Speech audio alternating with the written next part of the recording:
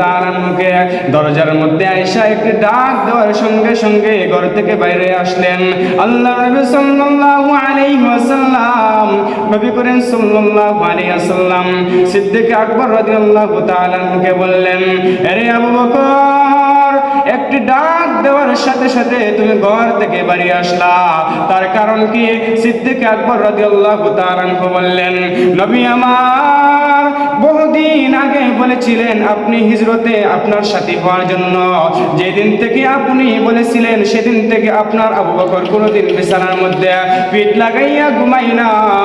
কোন দিন নানি আমার নবী করিম সাল্লাল্লাহু আলাইহি ওয়াসাল্লাম আসে আর আমি আবু বকর যদি না উঠতে পারি, আল্লাহ রাব্বুল আলামিনের কাছে আমি কি জবাব দেব? শুধু তাই নয়, আল্লাহর নবী সাল্লাল্লাহু আলাইহি ওয়াসাল্লাম হিজরতের রজনী দিয়ে নবী করিম সাল্লাল্লাহু আলাইহি ওয়াসাল্লাম আবু বকর রাদিয়াল্লাহু তাআলা আনহু দুজনেই যখন চলছেন, আল্লাহর নবী সাল্লাল্লাহু আলাইহি ওয়াসাল্লামের পা মুবারক দ্বারা রক্ত বের হয়েছেন।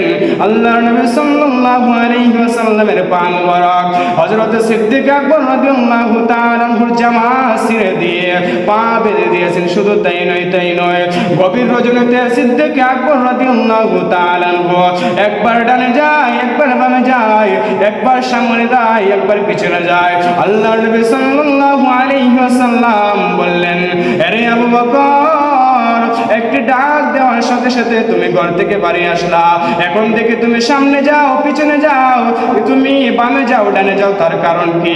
আল্লাহর নবী সাল্লাল্লাহু আলাইহি ওয়াসাল্লামের সাহাবী সিদ্দিক আকবর রাদিয়াল্লাহু তাআলা আনহু বললেন, নবী আমার, যখন আমি সামনে যাই তখন আমার মনে হয় পিছন দিক থেকে কোনো কাফের মুশরিক আইসা আমার নবী করিম সাল্লাল্লাহু আলাইহি ওয়াসাল্লামকে আক্রমণ করতেছে, আর আমি আবু বকর সহ্য না করতে পেরে সামনে থেকে পিছনে চলে যাই।